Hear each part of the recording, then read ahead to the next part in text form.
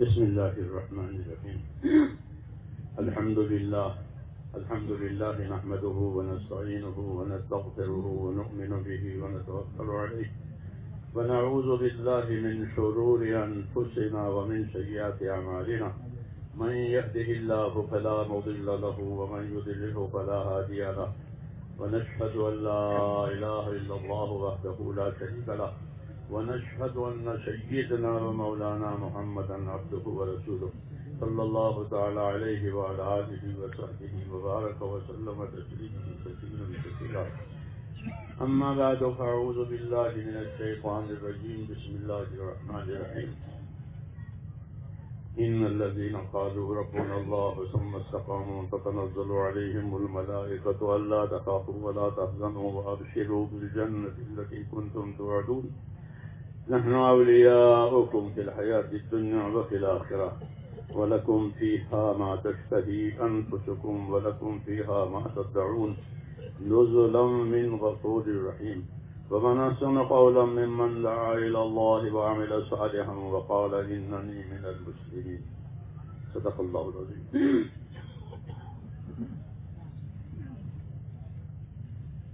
میرے بزرگوں اور پیارے بھائیوں،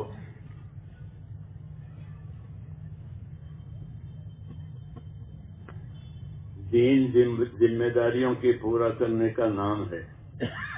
اللہ نے ہم کو دین دیا ہے.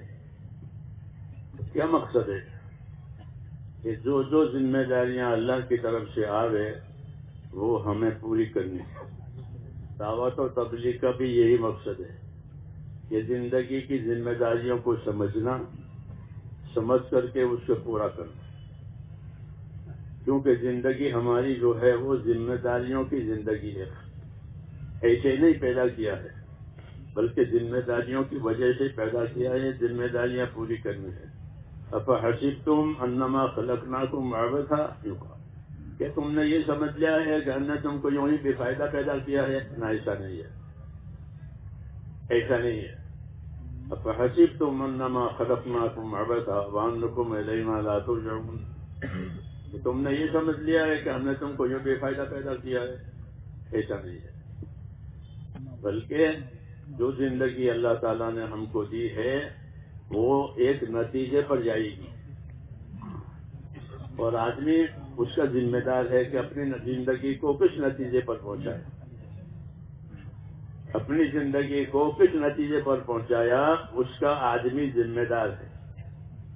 اگر وہ غفلت سے زندگی گزارے گا تو زندگی تو پوری ہو جائے گی، کیونکہ وہ تو روز رات دن چلتے رہتے ہیں. اس لیے ہم اپنی زندگی کے ذمہ دار ہیں. پوچھا جائے گا اللہ تعالیٰ کی طرف سے کہ زندگی میں کیا کیا، زندگی کس چیز میں گزری. اس لیے ہماری زندگی جو ہے میرے دوستو ایک ذمہ داری کی زندگی ہے، ایک امانت ہے. وہ ہم کو عطا کی ہے کسی کام کے لیے. زندگی کس کام کے لیے؟ تو زندگی کا جو مقصد ہے وہ ہم کو سمجھایا گیا ہے کہ زندگی کا کیا مقصد ہے. ایک ہوتی ہے زندگی کی ضرورتیں، ایک ہوتی ہے زندگی کا مقصد. ضرورتیں الگ الگ ہوتی ہیں، تھوڑی زیادہ بھی ہوتی ہیں، لیکن مقصد ایک ہی ہوتا ہے. تو زندگی کا مقصد سمجھایا ہے ہم کو اللہ تعالیٰ نے، اور وہ مقصد یہ سمجھایا ہے کہ میں نے انسانوں کو اور انسانوں سے پہلے جناتوں کو اللہ نے پیدا کیا تھا. وہ آباد تھے زمین پر پہلے سے. بعد میں آدم علیہ السلام کے آئے اور یہ بنی آدم آباد ہوئے.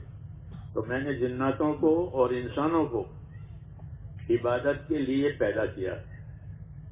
یہ ہمیں سمجھایا گیا کہ میں نے جناتوں کو انسانوں کو عبادت کے لیے پیدا کیا. تو یہ ہوا زندگی کا مقصد کہ زندگی اگر عبادت والی ہے تو وہ زندگی اچھی ہے. اگر وہ عبادت والی نہیں ہے تو پھر وہ خطرہ ہے. زندگی بے بندگی شرمندگی، زندگی بابندگی خورشندگی. زندگی بے بندگی شرمندگی. کیا زندگی میں بندگی نہیں ہے تو آدمی شرمائے گا، پچھتائے گا کہ میں نے یہ کیا کیا. زندگی بابندگی پرزندگی، اور زندگی بندگی کے ساتھ ہے، عبادت کے ساتھ ہے، تو نتیجے میں خوش ہو جائے گا. یہ مقصد پر چیز لگ گئی. اس لیے میرے دوستو اپنی زندگی کو مقصد پر لانا ہے. ہماری زندگی ذمہ داریوں کی زندگی ہے، ہر لحاظ سے، احکام کے لحاظ سے بھی، اور جو نعمتیں اللہ تعالیٰ نے کی ہیں اس کے لحاظ سے بھی. جو نعمتیں اللہ تعالیٰ نے ہم کو دی ہیں، وہ نعمتیں اس لیے نہیں دی ہیں کہ کھا پی کے خوش رہو، عیش کرو، بلکہ عیش کرنا منع ہے. زندگی کو عیش والی بنانا منع ہے. إياك والتنعم فإن عباد الله ليسوا بمتنعمين. حضور کسی سے فرما رہے ہیں کہ خبردار خبردار، عیش پرستی سے بچنا. اللہ کے نیک بندے عیش پرست نہیں ہوتے. تو زندگی کی نعمتوں کا یہ مقصد نہیں ہوتا کہ عیش کرو، کھاؤ پیو، یہ نہیں. کیونکہ اگر عیش پرستی ہو گئی تو اصل مقصد زندگی آدمی بھول جائے گا. جس کام کے لیے پیدا ہوا ہے وہ بھول جائے گا. اس لیے پہلے زمانے میں انبیاء کرام جو آئے وہ عام طور پر اسباب والوں کے پاس آئے، جن کے پاس اپنی زندگی کے بڑے بڑے اسباب تھے، ان کے پاس آئے تاکہ ان کو رہبری کرے کہ ان اسباب میں کس طرح زندگی گزارنی ہے. مثلا نوح علیہ السلام اکثریت میں آئے کہ ان کی قوم بڑی تعداد میں تھی، بڑی تعداد میں. ان کو سمجھایا گیا کہ تعداد سے کوئی فائدہ نہیں ہے، کہ چھوٹی ہو کہ بڑی ہو، اصل زندگی حکم والی زندگی ہے، ایمان والی زندگی ہے، اطاعت والی زندگی ہے، چاہے تعداد تھوڑی ہو چاہے زیادہ ہو. یہ ان کو سمجھایا. اس کے بعد دوسری قوم آئی انہیں میں سے، وہ عاد کی قوم تھی. عاد کی قوم میں یہ بات تھی کہ وہ بہت طاقتور تھے، ان کے سینے چوڑے، ان کے قد لمبے، ان کی عمریں بھی لمبی لمبی. وہ پہاڑوں میں گھر بناتے تھے کیونکہ عمریں لمبی ہے. ہماری عمریں تو 100 سال بھی مشکل سے ہوتی ہے، تو مٹی کے گھر سے بھی کام چل جاتا ہے. تو وہ طاقتور قوم تھے. ان کے پاس نبی آیا ہود علیہ السلام، تو ان کو بتایا کہ تم کو اپنی طاقت پر نظر نہیں کرنی چاہیے، بلکہ تم کو اللہ کی طاقت پر نظر نہیں کرنی چاہیے. وہ نوح علیہ السلام ہود علیہ السلام کی بات نہیں مانتے تھے. ان کو کیا بات ہے، ہم سے زیادہ طاقتور ہے کون؟ من اشد منا قوہ، ہم سے زیادہ طاقتور کون ہے؟ اللہ تعالیٰ نے کو سمجھایا کہ جس خدا نے تم کو پیدا کیا ہے وہ تم سے زیادہ طاقتور ہے. تو وہ اسباب والے ہوتے تھے تو ان کے پاس نبی آتا تھا، کیونکہ وہ اپنے اسباب میں گم ہو جاتے تھے، اپنے اسباب میں غافل ہو جاتے تھے. تو کہا اسباب میں غافل نہیں ہونا ہے، بلکہ اسباب سے اپنے دین پر چلنے کی مدد لینی ہے. اللہ نے اسباب کو اس لیے پیدا کیا ہے کہ اسباب سے اپنے دین پر چلنے کی مدد لو. جیسے بدن کے اعضاء صحیح ہوتے ہیں تو پھر بدن کو عبادت کرنے کا حکم ہے کہ اب کھڑے کھڑے نماز پڑھو، کیونکہ تم کو کوئی عذر نہیں ہے. اور مسجد میں چل کر کے جاؤ، تم کو کوئی عذر نہیں ہے.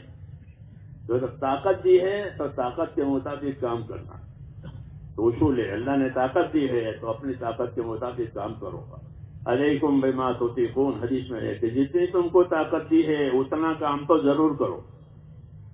طاقت سے اوپر کا تقاضا نہیں ہے، لیکن جتنی طاقت اللہ تعالیٰ نے تم کو دی ہے اتنا کام تو ضرور کرو. علیکم بما تطیقون، جو طاقت ملی ہے اس طاقت کے حساب سے اپنے ذمہ میں کام لینا، اس کو ضروری سمجھو. یہ ہدایت ہے. تو ان کے پاس نبی آتے تھے اور ان کو سمجھاتے تھے جو جس سبب میں ہوتا تھا اس سبب میں اس کو کیسا رہنا ہے. زمینداروں کو زمینداری کی میں کیسے رہنا، تاجروں کو تجارت میں کیسے رہنا، حاکموں کو حکومت میں کیسے رہنا، وغیرہ وغیرہ. یہ ہدایتیں ان کو دی جاتی تھی. آخر میں جناب رسول اللہ صلی اللہ علیہ وسلم کو بھیجا گیا اور آپ کو سارے عالم کے انسانوں کے لیے بھیجا گیا. تاکہ ہر ایک کو رہبری دے، ہر طبقے کو رہبری دے. اور آپ صلی اللہ علیہ وسلم کا دین کامل ہے اور غیر منسوخ ہے. یہ دین منسوخ نہیں ہوگا، بدلے گا نہیں، یہی رہے گا. پہلے زمانے کے جو انبیاء کرام آئے ان کے دین منسوخ بھی ہو گئے، بدل دیے گئے طریقہ کار. اب نہیں ہوگا. اب جو دین ہمیں دیا گیا ہے یہ رہے گا. اس لیے اب اللہ تبارک و تعالیٰ نے ہمارے ذمے یہ کیا ہے اور ہم کو ذمہ داریاں دی ہیں. زندگی کی ذمہ داریاں. زندگی کی کیا ذمہ داریاں ہیں؟ ایک ہوتی ہے زندگی کی ضرورتیں، وہ الگ ہے، اور ایک ہوتی ہے زندگی کی ذمہ داری، وہ الگ ہے. زندگی کی کیا ذمہ داری؟ تو زندگی کی مختلف ذمہ داریاں ہوتی ہیں. پہلی ذمہ داری ہماری زندگی کی یہ ہے کہ ہر آدمی اپنی ذات سے اپنے آپ کو دیندار بناوے. یہ پہلی ذمہ داری. میری بات سمجھ آ رہی ہے؟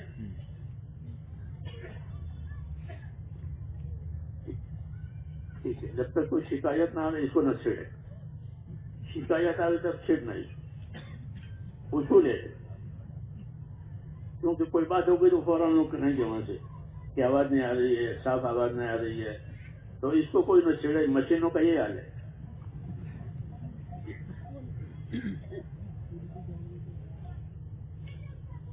تو میں کیا کہہ رہا تھا؟ بولو. ذمہ داری. ہمیں اپنی زندگی کی ذمہ داریوں کو سمجھنا ہے. یہ تبلیغ کا مقصد ہے.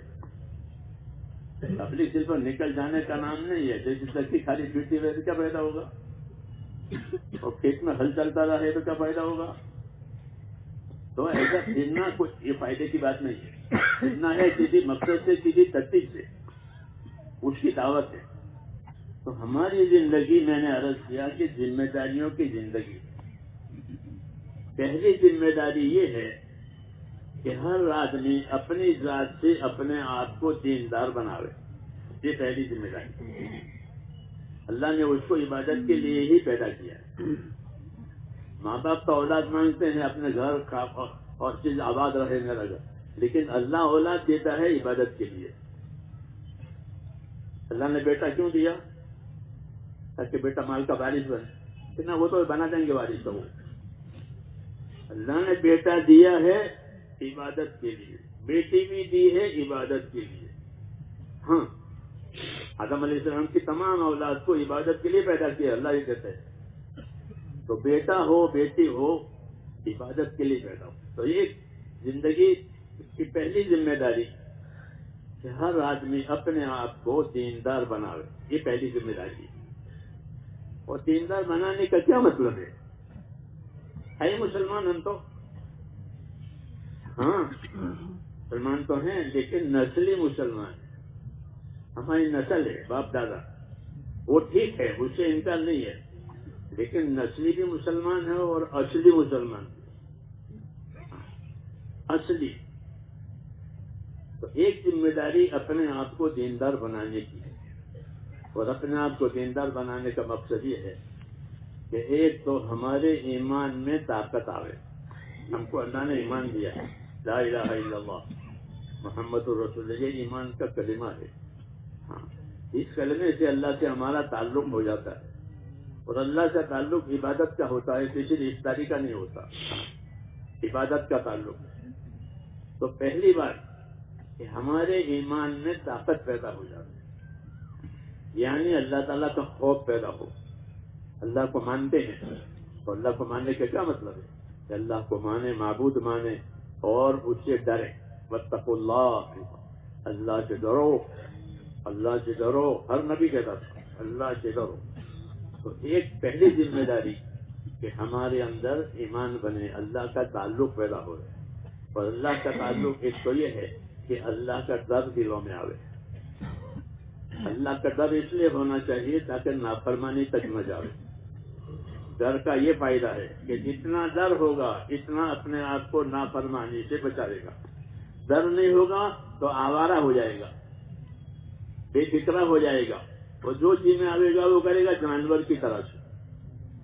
اس لیے ایمان بنانا ہے یعنی اپنے اندر اللہ تعالیٰ کا ڈر پیدا کرنا ہے، اور ڈرنے کی باتیں سننی ہے، ڈرنے کی باتیں سننی ہے۔ رسول صلی اللہ علیہ وسلم نے اور تمام نبیوں نے ڈرانے کی باتیں بھی سنائی ہے اور خوش کرنے والی باتیں بھی سنائی ہے۔ اس کو فضائل کہتے ہیں۔ فضائل کا کیا مطلب ہے کہ اللہ کی بات ماننے پر کیا ملے گا اور اللہ کی بات چھوڑنے پر کیا ہوگا، اللہ کے حکم توڑنے پر کیا ہوگا، اس کا جاننا، اس سے ایمان میں ترقی ہوتی ہے، اس سے ایمان میں ترقی ہوتی ہے اور زندگی کی ذمہ داریوں کو پورا کرنے میں آسانی پیدا ہوتی ہے۔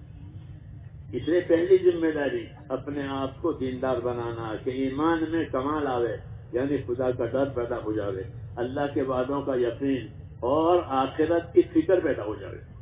ہاں، یہ ضروری ہے کہ آخرت کی فکر ہو، کیونکہ سمجھدار آدمی وہ ہے جو اپنی آخرت کی فکر کرے۔ الکیس من دان نفسہ وعمل لما بعد الموت، کہ سمجھدار آدمی وہ ہے جو اپنی ذات پر قابو کرے۔ حدیث شریف میں کہ سمجھدار آدمی وہ ہے جو اپنی ذات پر قابو کرے۔ اپنی ذات پر قابو کرنے کا کیا مطلب ہے؟ اپنی ذات پر قابو کرنے کا مطلب یہ ہے کہ جن باتوں سے اللہ راضی ہوتا ہے اس میں اپنے آپ کو لگاوے، اور جن باتوں سے اللہ ناراض ہے اس سے اپنے آپ کو بچاوے۔ اس کا یہ مطلب ہے قابو کرنے کا۔ تو حدیث یہ کہتی ہے کہ الکیس من دان نفسہ، سمجھدار آدمی وہ ہے جو اپنے اوپر قابو کرے۔ آدمی قابو کرتا ہے، مشینوں پر قابو کرتا ہے، مشین کو کھولتا ہے، بند کرتا ہے، ٹھیک کرتا ہے، تو قابو کرتا ہے۔ تو جس طرح دوسری چیزوں پر یہ قابو کرتا ہے، پہلے اپنے اوپر قابو کرے۔ ہاں، اسی کا کہ سمجھدار آدمی وہ ہے کہ جو اپنی ذات پر قابو کرے۔ اپنی ذات پر قابو کرنے کا کیا مطلب ہے کہ وہ عامل لما بعد الموت، کہ موت کے بعد جو کام اس کو فائدہ دے وہ کام آج کرے۔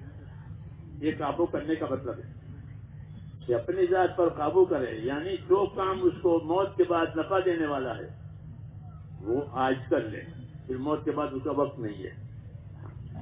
تو سمجھدار کی یہ نشانی بتائی کہ موت کے بعد کام آنے والے عملوں کو آج ہی کرے، کل پر نہ ڈالے، کیونکہ شیطان یہ سکھاتا ہے کہ ابھی نہیں بعد میں۔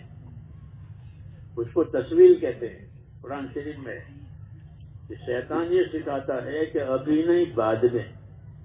ہاں، پہلے تو تیار نہیں ہوگا، تیار ہونے نہیں دے گا کسی کام کے لیے، اور اگر وہ تیاری کرتا ہے تو اس کو یہ سمجھاتا ہے کہ ابھی نہیں بعد میں۔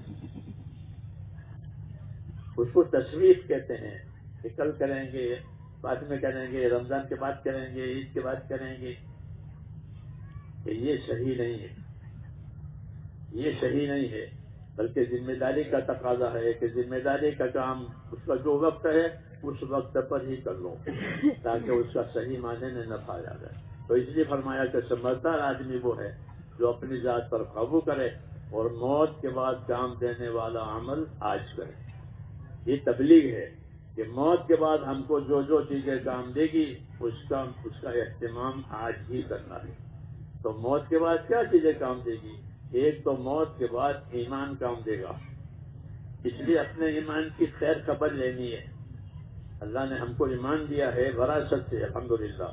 اب اس ایمان کی خیر خبر لینی ہے کہ اس ایمان میں طاقت پیدا ہو جائے۔ جیسے بدن میں طاقت ہوتی ہے تو بدن کے سارے تقاضے آدمی پورا کرے گا، چڑھنا ہے، اترنا ہے، بوجھ اٹھانا ہے، کمانا ہے وغیرہ، جو تقاضے بدن سے متعلق ہیں، بدن کی طاقت ہوتی ہے تو وہ تقاضے بدن سے پورے کراتا ہے، نہیں تو وہ دوسرے کا محتاج ہوتا ہے کہ بدن میں طاقت نہیں، میرا ہاتھ پکڑو، فلاں چیز مجھے لا کر تو چڑھا نہیں جاتا، اترا نہیں جاتا وغیرہ۔ لیکن بدن میں طاقت ہے تو پھر وہ کسی کا محتاج نہیں ہے۔ اس لیے ہماری ذمہ داری دوستوں یہ ہے کہ اپنے ایمان میں طاقت پیدا کرنی ہے، اپنے ایمان میں طاقت پیدا کرنی ہے، اللہ کے تعلق میں طاقت پیدا کرنی ہے۔ جب اللہ کے تعلق میں طاقت ہو جائے گی تو اللہ کا ہر کام آسان ہو جائے گا۔ جیسے بدن میں طاقت ہوتی ہے تو بدن کا ہر کام آسان ہو جاتا ہے۔ تو ایمان میں طاقت پیدا کرنے کے لیے ایمان کی محنت کی ہے، ایمان میں طاقت پیدا کرنے کے لیے، یعنی اندر خدا کا خوف آوے، اندر یقین آوے، اندر آخرت کی فکر آ جائے، ایمان کی طاقت کا مطلب ہے۔ ان چیزوں کو پیدا کرنے کے لیے اللہ تعالیٰ نے حکم والی محنت دی۔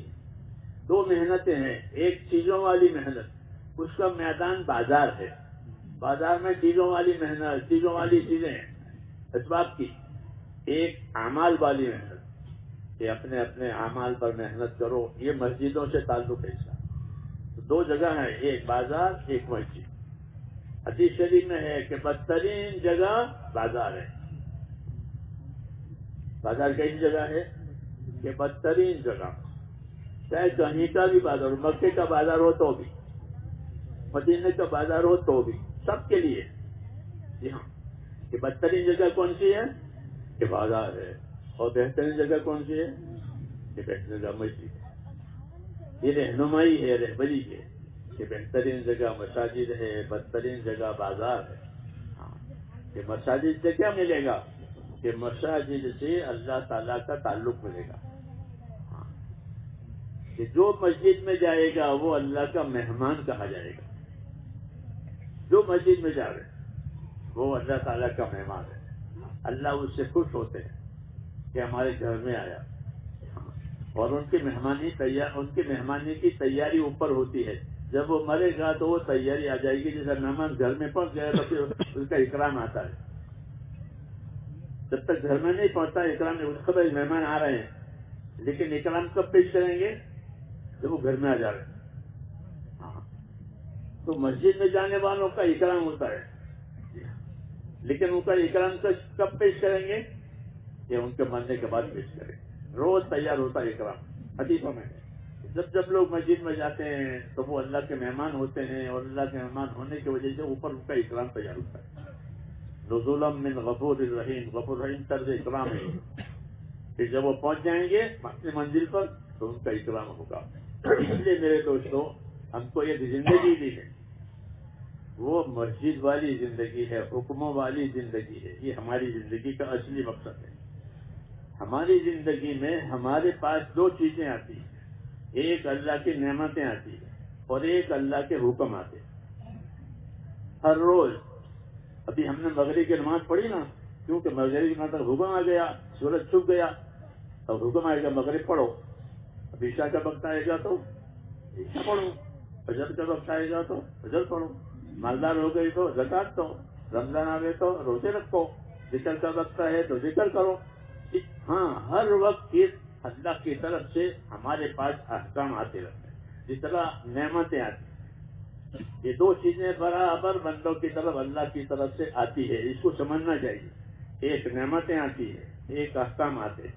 لوگ نعمتوں سے تو خوش ہوتے ہیں، جی ہاں، مال آیا، اولاد آئی، مرتبہ آیا، عہدے ملے، وہ بھی ٹھیک ہے، لیکن جس طرح نعمتوں سے خوشی ہو اور نعمتوں کا انتظار ہو، ایسے دینی زندگی گزارنے کے لیے حکموں کا بھی انتظار ہو کہ میرے طرف خدا کا کیا حکم۔ حضور صلی اللہ علیہ وسلم ہر نماز کے بعد ایک دعا مانگتے تھے، اور ہم کو بھی بتایا ہے کہ وہ دعا مانگا کرو، سیکھو۔ کیوں کہ اس میں یہ بات ہے جو میں کہہ رہا ہوں، رب اعنی علی ذکرک و شکرک و حسن عبادتک، ایک مسنون دعا ہے یہ، اس کو یاد کر لینی چاہیے اور ہر نماز کے بعد مانگنی چاہیے۔ یہ تبلیغ جو ہے ہماری، یہ خالی پھرنا اور گھر واپس آنا نہیں ہے، بلکہ یہ چلتا پھرتا مدرسہ ہے۔ چلتا پھرتا یہ مدرسہ ہے کہ باہر نکلو، نیک صحبت میں رہو، نیک صحبت میں سیکھو، اور اپنی نیک صحبت سے دوسروں کو سکھاؤ۔ تو یہ چلتا پھرتا مدرسہ ہے، اس میں یہ باتیں سیکھنے جو میں کہہ رہا ہوں کہ بھئی دعا ہے، رب اعنی علی ذکرک و شکرک و حسن عبادتک، اے اللہ میری مدد کر۔ اس وقت کا ترجمہ یہ ہے، اے اللہ میری مدد کر۔ کس بات کی مدد مانگ رہا؟ میری مدد کر تاکہ میں تیرا ذکر کرنے والا بنوں، میری مدد کر تاکہ میں تیری ذکر کرنے والا بنوں۔ آدمی دو حالت میں ہوتا ہے، یا تو ذاکر ہوتا ہے یا غافل ہوتا ہے، دونوں میں سے ایک حال میں ہوگا، یا اللہ کے ذکر میں ہوگا یا پھر غافل ہوگا۔ اسے حکموں کی کوئی پرواہ نہیں ہے، اسے غفلت کہتے ہیں۔ تو وہ غفلت نہیں ہونی چاہیے، غفلت حرام ہے، کیونکہ غفلت ہر گناہ کا دروازہ ہے، جو قابل ہوگا وہ ہر گناہ کرے گا۔ تو حضور صلی اللہ علیہ وسلم نے ہم کو یہ سکھایا ہے کہ رب اعنی علی ذکرک و شکرک و حسن عبادتک، اے اللہ میری مدد کر، میری مدد کر کس کام پر؟ کہ میں تیرا ذکر کرنے والا بنوں، تیرا ذاکر بنوں، اور تو میری مدد کر کہ میں تیری نعمتوں پر شکر کرنے والا بنوں، کیونکہ یہ دونوں چیزیں آدمی کی طرف آتی ہے، اللہ کے حکم بھی آتے ہیں، اللہ کے حکم بھی آتے ہیں اور اللہ کی نعمتیں بھی آتی ہیں۔ جس ہم بیٹھے ہیں ہمارے ساتھ ایک نعمت ہے، کیا ہے؟ کہ ہم سب الحمدللہ تندرست ہیں، ایک نعمت ہے، ایک نعمت ہے، کیا ہے؟ کہ بدن کی صحت ہے، تندرستی ہے، تو وہ بڑی نعمت ہے۔ ایک تندرستی ہزار نعمت، ہمارے اردو میں کہتے ہیں ایک تندرستی ہزار نعمت، ہزار نعمتیں ہیں اور تندرستی نہیں ہے، کیا کرے گا؟ تو اللہ کی طرف سے نعمتیں آتی ہیں اور اللہ کی طرف سے حکم بھی آتے ہیں۔ زندگی کی ذمہ داری کا یہ مطلب ہے کہ نعمتوں میں شکر گزار بنو اور جو حکم آوے اس کے پابند بنو۔ یہ تبلیغ کہ جو نعمت آوے اس کے شکر گزار بنو اور جو حکم آوے اس کے پابند بنو۔ یہ دعا کا مطلب ہے۔ یہ دعا بڑی اہم دعا ہے، کیونکہ نعمتوں میں بھی رہنے کا طریقہ بتایا، حکم آوے تو اس کے کرنے کا بھی طریقہ بتایا، تو اس لیے کا یہ دعا ہے رب اعنی علی ذکرک و شکرک و حسن عبادتک، اے اللہ میری مدد کر تیرے ذکر کرنے پر کہ میں تیرا ذاکر بنوں، غافل نہ بنوں، اور میں تیرا شکر گزار بندہ بنوں، ناشکرہ نہ بنوں۔ تیسری بات وحسن عبادتک، اور میری مدد کر کہ میں تیری عبادت اچھی سے اچھی طریقے سے کروں۔ یہ مصنون دعا ہے جو نمازوں کے بعد مانگی جاتی ہے، اس لیے میں نے کہا کہ حضور نے ہم کو سکھائی ہے اور سیکھنی بھی چاہیے کہ نعمت میں کیسا کرنا، کیا کرنا ہے، کہ بھئی نعمت میں شکر گزار بننا ہے، اللہ کا ذاکر بننا ہے، عبادت گزار بننا ہے، یہ زندگی کا اصلی مقصد ہے۔ تو اس دعوت کے ذریعے سے زندگیوں کو اصلی مقصد پر لانا مراد ہوتا ہے کہ ہماری زندگی اصلی مقصد پر آ جائے، کہ ایمان میں کمال پیدا ہو جائے، عبادتوں کا اہتمام ہو جائے۔ جو عبادتیں اللہ تعالیٰ نے ہم پر قائم کی ہے ہم اس کا اہتمام کرنے والے بنے۔ اہتمام کا کیا مطلب ہے؟ اہتمام کا ایک مطلب یہ ہے کہ وہ عبادتیں اچھی سے اچھی طریقے سے کریں، سنت کے مطابق کریں، پابندی کے ساتھ کریں۔ یہ مطلب ہے اہتمام کا عبادتوں میں، کہ جو عبادتیں اللہ تعالیٰ کی ہماری طرف آئی ہیں ہم اس کے پابند بنیں۔ مثلا نماز آئی ہے تو نماز کے بارے میں کیا حکم ہے؟ تو نماز کے بارے میں دو حکم آئے۔ ایک حکم نماز میں یہ دیا ہے کہ نماز قائم کرو، اقیموا الصلاۃ، نماز قائم کرو۔ یہ نہیں کہا نماز پڑھو، ایسا کہیں نہیں ہے قرآن شریف میں کہ نماز پڑھو، ایسا نہیں ہے۔ پڑھنا قرآن شریف پورا تو نہیں، اگر نماز پڑھو ایسا نہیں ہے۔ تو کیا ہے کہ نماز قائم کرو۔ دوسرا حکم کیا ہے کہ نمازوں کی حفاظت کرو، حافظوا علی الصلوات۔ یہ دو حکم ہے، سمجھ میں آئی نا بات؟ کہ نمازوں کو قائم کرو۔ کوئی عمارت قائم کرنی ہو تو کیا طریقہ ہے؟ بولو۔ پہلے تو میٹیریل لاؤ، لوہا لاؤ، سیمنٹ لاؤ، وہ آپ جانتے ہیں زیادہ، وہ میٹیریل لاؤ جس سے وہ عمارت قائم ہوگی۔ کاریگر لاؤ، کاریگر لاؤ، نقشہ بنائے، صحیح طریقے سے عمارت کو کھڑی کر۔ ہر کوئی آدمی عمارت بنا لے گا؟ نہیں بنا سکتا۔ کاریگر لاؤ، نقشہ بنانے والے کو لاؤ۔ ہاں، تو یہ نماز قائم کرنے کا حکم ہے کہ اپنی نمازوں کو صحیح کرو، قائم کرو۔ تو حضور صلی اللہ علیہ وسلم نے بھی ہم کو یہی ہدایت دی ہے کہ اپنی نمازوں کو ایسی پڑھو جیسا مجھے پڑھتے ہوئے دیکھا ہے۔ تو ہم نے تو نہیں دیکھا، تو صحابہ نے دیکھا تھا حضور صلی اللہ علیہ وسلم کو کہ وہ نمازیں کیسی پڑھتے ہیں، صبح کی کیسی پڑھتے ہیں، شام کی کیسی، سفر کی کیسی، گھر کی کیسی. پھر وہ نمازیں انہوں نے سیکھی اور اس کی تبلیغ کی. یہ دین ہے کہ دین سیکھو، دین اور سیکھ کر تبلیغ کرو. دین سیکھو، سیکھ کر کے تبلیغ کرو. اس سے ہوگا دین پھیلے گا. پہلے تو خود سیکھو اور سیکھ کر کے اس کی تبلیغ کرو. تو دین سیکھنے کا یہ مطلب ہے میرے دوستوں کہ اس جو طریقے دیے ہیں وہ طریقے ہم کو یاد ہو جاوے. دوسرا یہ یاد ہو جاوے کہ ان طریقوں پر عمل کرنے سے ہم کو کیا ملے گا. ان طریقوں پر عمل کرنے سے کیا ملے گا. آدمی دنیا کوئی کام کرتا ہے تو وہ دیتا مجھے اس کام پر کیا ملے گا، اور اگر کچھ نہ ملے تو پھر کرے گا وہ میں ہو لے وانگل اس میں کیا لینا ہے. ہاں وہ نہیں کرتا، لیکن اگر اسے معلوم ہو جائے کہ مجھے اس پر یہ ملے گا تو وہ تیار ہو جائے گا. ہم کو اللہ تعالیٰ نے تیار کرنے کے لیے یہی طریقہ دیا کہ تم یہ بھی جانو کہ تم کو تمہارے عمل پر کیا ملے گا. آج ہمارے ذہن میں یہ نہیں ہوتا کہ ہم کو کیا ملے گا. کر لیا، مثال کے طور پر آپ نے صبح کی نماز پڑھی تو صبح کی نماز پر کیا ملے گا پتا نہیں، پڑھ لی. نہ ایسا نہیں ہے. صبح کی نماز پر کیا ملے گا. حضور صلی اللہ علیہ وسلم نے فرمایا من صلی صلاۃ الصبح فہو فی ذمۃ اللہ. جس نے صبح کی نماز پڑھ لی وہ تو اللہ کی حفاظت میں آ گیا. یہ بڑا انعام ہے کہ اب اللہ اس کی حفاظت کریں گے. کیوں کہ اس نے صبح کی نماز پڑھی. دوسری حدیث میں ہے کہ من صلی البردین دخل الجنہ. جو دو ٹھنڈے وقت کی نماز پڑھا کرے گا وہ جنت میں جائے گا. کہ دو ٹھنڈے وقت کون سے ہیں کہ ایک فجر کا ایک عصر کا. یہ ٹھنڈے وقت میں ہے، فجر کا اور عصر کا. یہ میں اس کی مثالیں میں اس لیے دے رہا ہوں کہ ہم یہ دیکھیں کہ ہم جو عمل کرتے ہیں اس پر ہم کو اللہ کیا دے گا اس کا جاننا ضروری ہے. جب یہ جانے گا تو اندر یقین پیدا ہوگا. اندر یقین پیدا ہوگا. جیسے مزدور مزدوری کرتا ہے کہ کتنے کہ روزانہ 500 روپے. یہ طے کیا ہے کہ روزانہ 500 روپے اور اتنے گھنٹے کام کرنا پڑے گا تو وہ خوشی خوشی اپنا کام کرے گا اور 500 روپے لے کر چلا جائے گا. ہاں کاروبار اسی طرح چلتے ہیں. تو ایسے ہی میرے دوستو اللہ تعالیٰ سے بھی ہمارا ایسا معاملہ ہے کہ اللہ تعالیٰ ہم سے کچھ کرائیں گے کچھ دیں گے، کچھ کرائیں گے کچھ دیں گے. یہ طریقہ ہے. ایسے نہیں کرائیں گے مفتہ سختی، بلکہ نہیں، بلکہ اللہ تعالیٰ ہم سے کرائیں گے اور ہم کو اس پر دیں گے.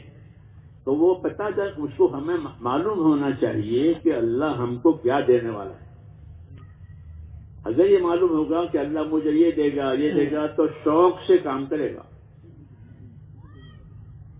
سمجھنا ہے نا. ہر ملازم جانتا ہے کہ مجھے کیا ملے گا. جو مزدور ہیں ان کو روزانہ اور جو نوکر ہیں وہ ماہانہ. ایک مہینے میں یہ ملے گا اور شام کو یہ ملے گا.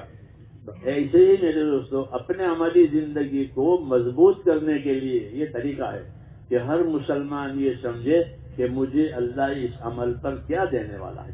اس کو فضائل کہتے ہیں. کیا کہتے ہیں؟ فضائل کا یاد ہونے سے یقین بھی بڑھے گا اور عمل میں طاقت بھی پیدا ہوگی. اور فضائل کی خبر نہیں ہوگی تو عمل کر لے گا، سر سے اتر گیا. ہاں تو بڑھ لی نماز کے پڑھ لی، چھوٹے بچے نماز پڑھ لی کہ پڑھ لی. ایسا نہیں ہے میرے دوستو، بلکہ عبادت کو جاندار بنانا ہے. اور عبادت جاندار بنتی ہے دو طریقوں سے. ایک رسول صلی اللہ علیہ وسلم کی سنت پر عمل کرنے کی وجہ سے، اور ایک اس کے فضائل جان کر عمل کرنے کی وجہ سے. یہی طریقہ ہے عبادتوں کا. ایک رسول صلی اللہ علیہ وسلم کا طریقہ جاننے کہ رسول صلی اللہ علیہ وسلم نے اس کام کو کیسے کیا ہے، اس عمل کو کیسے کیا ہے، اور اس عمل کو حضور کے طریقے پر کرنے سے اللہ ہم کو کیا دے گا. جو تیسرا نمبر ہمارے پاس ہے علم و ذکر، بیچارے کا نام ہی نہیں آتا. علم و ذکر کا نام لیتے ہو؟ نہیں لیتے. نکلنے کا نام لو تو چھٹا نمبر ہے. وہ چھٹا ہے. ہمارے حضرت جی فرماتے ہیں باقی 5 کام کرے، ایک ہے نکلو نکالو. فرماتے تھے باقی 5 کہاں چلے گئے؟ ہاں کل 6 ہے نا، 6 نمبر. ہاں 6 نمبر یہ صحیح ترتیب ہے. تو ان 6 نمبروں میں ایک نمبر تیسرا ہے، اس کا کیا نام ہے؟ اس کا کیا نام ہے؟ علم و ذکر کا کیا مطلب ہے؟ اب علم و ذکر کا مطلب سمجھو تاکہ کام صحیح ہو، کیونکہ سمجھ کر کرنے والا ہی صحیح کام کرے گا، جو بے سمجھے کرے گا وہ تو بگاڑے گا. علم و ذکر کا کیا مطلب ہے؟ کہ علم و ذکر کا مطلب یہ ہے کہ آدمی جو عمل کرے، ایک تو اس عمل کی فضیلت معلوم ہو، دوسرا اس عمل کا طریقہ معلوم ہو. سمجھ میں آئی بات؟ یہ علم و ذکر کا مطلب ہے، جس کی طرف دھیان نہیں ہے اس لیے عمل غلط ہو رہے ہیں. عمل غلط ہو رہے ہیں، نمازوں میں غلطیاں ہیں. ہاں کون بتاوے؟ تو ہم کو علم و ذکر دیا گیا ہے تبلیغ میں. ہاں اس کا تذکرہ نہیں ہوتا، یہ باتیں آتی نہیں ہیں. ایک ہی نمبر کی باتیں نکلو. ہاں دین پر چلنے کا اصل تقاضا یہ ہے کہ جہالت ختم ہو جائے اور دین معلوم ہو جائے. یہ اصل تقاضا ہے کہ ہماری جہالت ختم ہو جائے اور ہم کو دین معلوم ہو جائے. کیونکہ حضور صلی اللہ علیہ وسلم کے آنے سے پہلے دنیا میں جہالت تھی، اس کو کہتے ہیں جاہلیت کا زمانہ. جب حضور آئے تو اسلام کا زمانہ. اب کون سا زمانہ ہو گیا؟ زمانہ یہ اسلام دین کا زمانہ. اور آپ سے پہلے کا زمانہ جاہلیت کا زمانہ. تو وہ جاہلیت حضور صلی اللہ علیہ وسلم نے ختم کی ہے. تو جاہلیت ختم کرنے میں کیا آیا؟ کہ علم و ذکر آیا. علم آئے گا تبھی تو جہالت دور ہوگی. اس لیے میرے دوستوں ہمارے کام میں یہ علم و ذکر ہے. اور علم و ذکر کا مطلب یہ ہوتا ہے کہ جو کام کرے دین کا اس کے بارے میں یہ علم ہو کہ اس کا کیا طریقہ، اور اس طریقے پر میں عمل کروں گا تو مجھے خدا کیا دے گا. یہ علم و ذکر کا مطلب ہے. اسی سے دین صحیح بنتا ہے. نہیں تو عادت کے طور پر عبادت کر لی، عادت کے طور پر پڑھ لیا، کیا غلط ہے کیا صحیح ہے، ناقص ہے کامل ہے، کچھ نہیں. ہم کو تیسرا نمبر میرے دوستو اپنے دین کو سنوارنے کے لیے دیا ہے. اور نکالا اس لیے جاتا ہے کہ اللہ کے راستے میں نکل کر علم و ذکر والا دین لاؤ.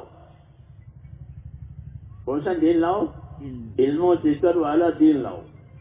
ہاں تاکہ جہالت ختم ہو جائے اور زندگی صحیح رخ پر آئے.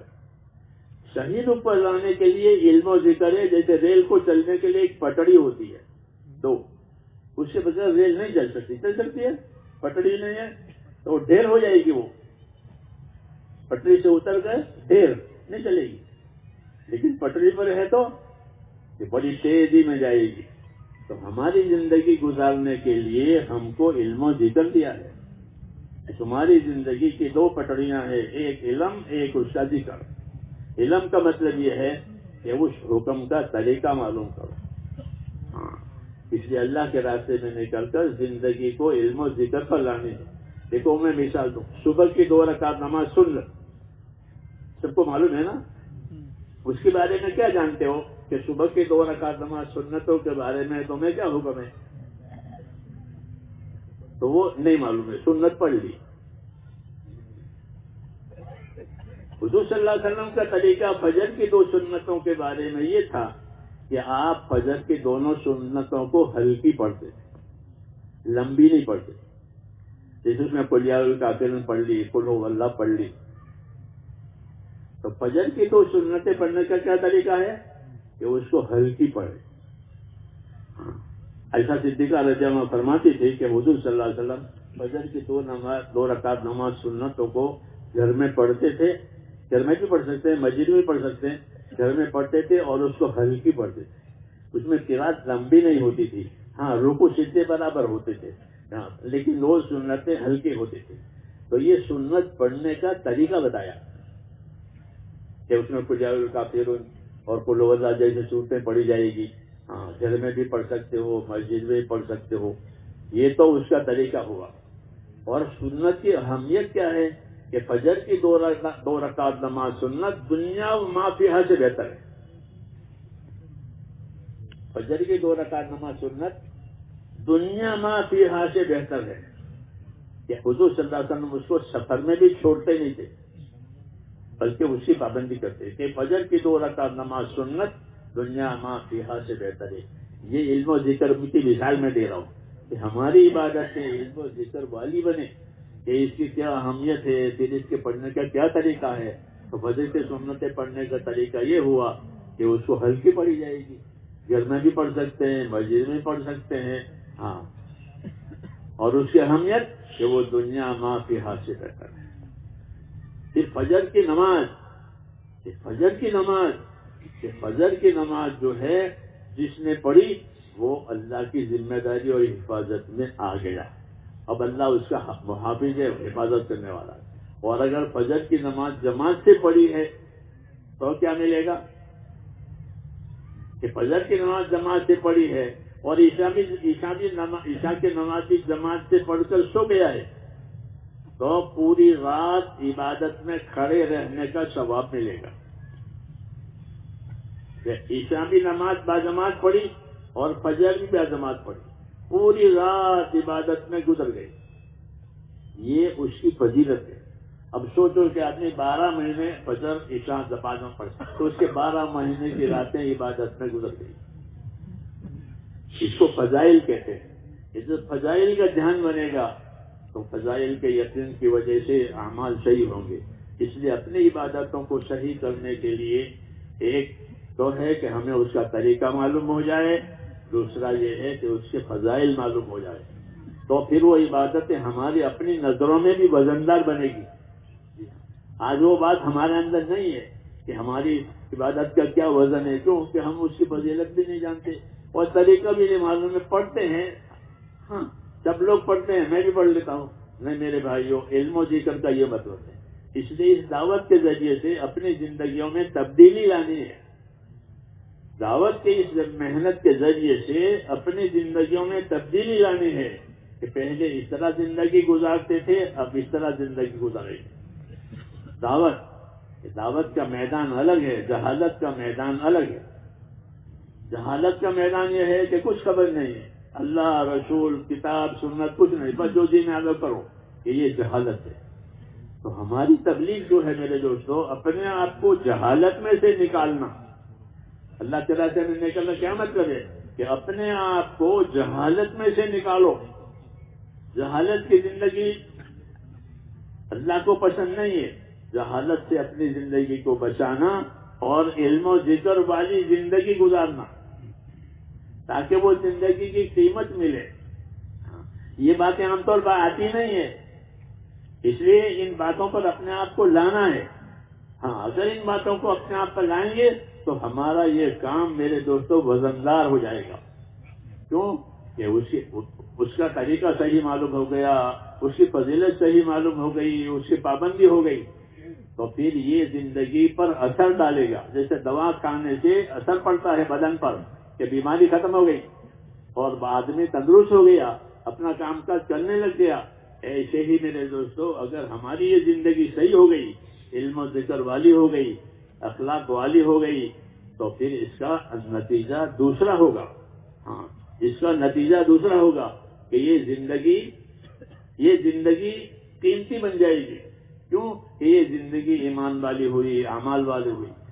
من عمل صالحا من ذکر او انثى وهو مؤمن فلنحيينه حياة طیبہ وَلَنَجْزِيَنَّهُمْ أَجْرَهُمْ بِأَحْسَنِ مَا كَانُوا يَعْمَلُونَ. کہ جو لوگ ایمان لا کر کے اپنے اعمال کو صحیح کریں گے تو اعمال صحیح ہوتے ہیں علم و ذکر سے. ایمان تو اللہ نے دے دیا ہے ماں باپ کی طرف سے بھی اور اللہ کی طرف سے بھی، ایمان تو ہے ہی ہمارے پاس.